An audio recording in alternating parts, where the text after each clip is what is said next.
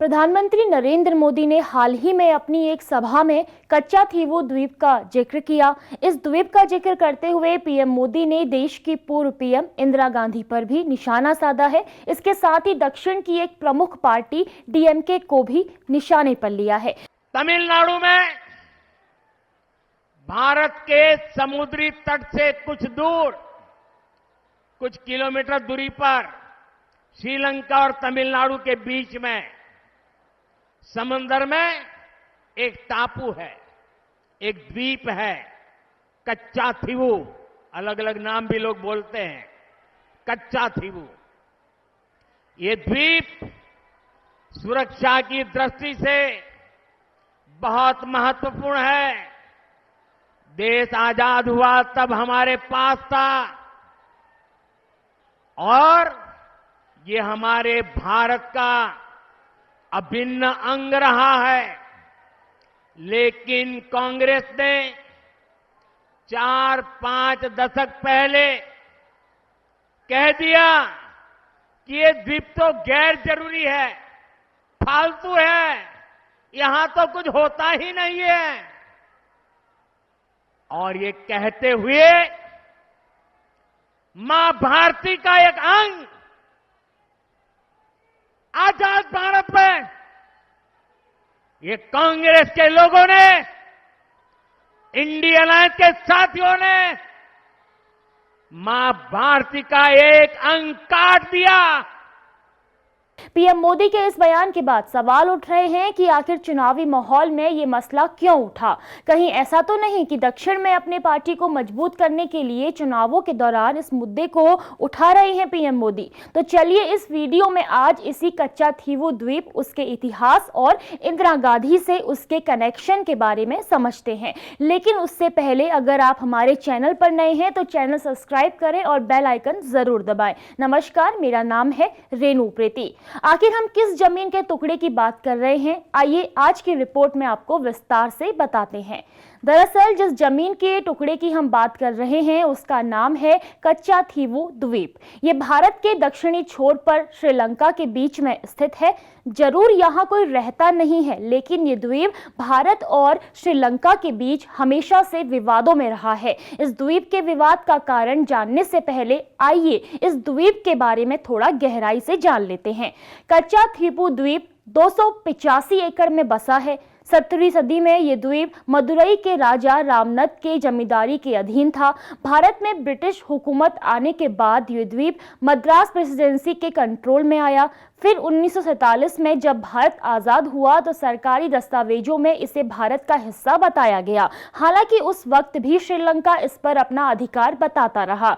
इस द्वीप का इस्तेमाल मुख्य तौर पर दोनों देशों के मछुआरे किया करते थे, लेकिन सीमा उल्लंघन को लेकर भारत और श्रीलंका के बीच हमेशा तनाव बना रहता था। ऐसे में जब दोनों देशों के बीच तनाव बढ़ने लगा तो इस तनाव को कम करने की कोशिशें शुरू हुई। बात साल 1974 की है और देश की पीएम थी इंदिरा गांधी। कच्चा थीवू द्वीप के विवाद को हल करने के लिए भारत और श्रीलंका के बीच कोलंबो और दिल्ली में 2 बैठकें हुई। दोनों बैठकों में जो फैसला निकल कर आया वो यही था कि कच्चा थीवू द्वीप श्रीलंका को सौंप दिया जाएगा। इसके साथ ही समझौते में कुछ शर्तें भी रखी गई, जिनमें तय हुआ कि भारतीय मछुआरे अपना जाल सुखाने के लिए इस द्वीप पर जा सकेंगे। इस द्वीप पर बने चर्च में भारतीय लोग बिना वीजा के जा सकेंगे। दोनों देश समुद्री सीमा की संप्रभुता का पालन करेंगे। दोनों देशों के जहाज इस रूट से आवाजाही करते रहेंगे। हालांकि पीएम इंदिरा गांधी के इस फैसले से उस समय तमिलनाडु के सीएम और डीएमके नेता एम करुणानिधि खुश नहीं थे और उन्होंने केंद्र सरकार के इस फैसले पर ऐतराज जताया था। लेकिन इंदिरा गांधी की सरकार ने 1974 में कच्चा थीवू द्वीप को श्रीलंका को दे दिया। 2 सालों बाद इस समझौते में एक ट्विस्ट आ गया। दरअसल तय ये हुआ था कि भारत के मछुआरे इस द्वीप पर आ जा सकेंगे, भारतीय लोग भी बिना वीजा के इस द्वीप पर जा सकेंगे। लेकिन 2 सालों बाद ही इस पर रोक लगा दी गई। विवाद बढ़ा तो 1976 में भारत सरकार ने श्रीलंका से फिर बात की। इसके बाद तय हुआ कि भारतीय मछुआरे श्रीलंका की सीमा में दाखिल नहीं होंगे। इस समझौते ने कच्चाथीवू द्वीप विवाद को और भड़का दिया। तमिलनाडु का मछुआरा समुदाय इससे काफी ज्यादा खफा था। यही वजह थी कि आपातकाल के बाद 1991 में तमिलनाडु की विधानसभा में एक प्रस्ताव पारित किया गया जिसमें कच्चाथीवू द्वीप को भारत में वापस मिलाने की बात कही गई।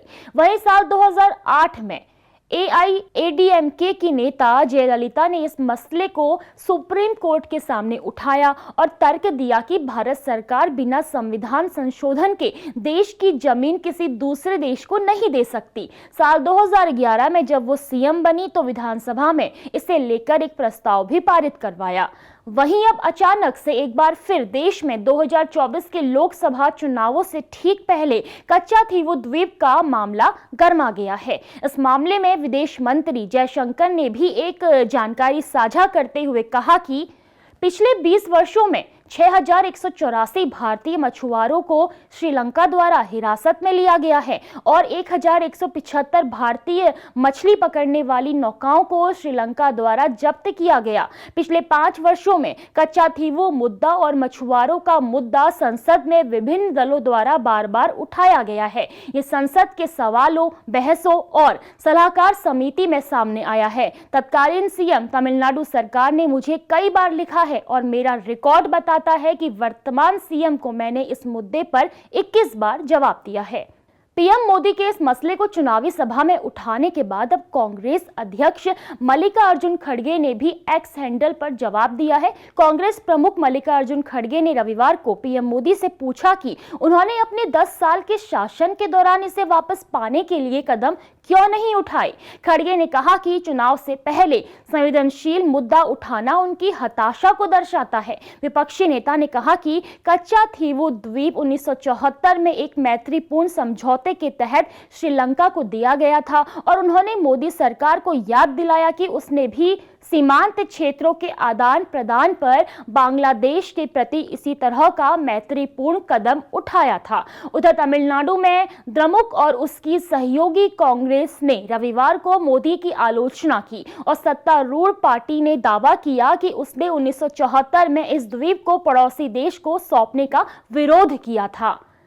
द्रमुक के संगठन सचिव RS भारती ने कहा कि प्रधानमंत्री के पास दिखाने के लिए कोई उपलब्धि नहीं है और उन्होंने आरोप लगाया कि प्रधानमंत्री केवल झूठ फैला रहे हैं। पीएम मोदी पर यह भी आरोप लग रहा है कि वो चुनावों से ठीक पहले तमिलनाडु में जनता को कांग्रेस के प्रति गुमराह कर वहां अपनी सरकार बनाने के लिए इस मुद्दे को उठा रहे हैं।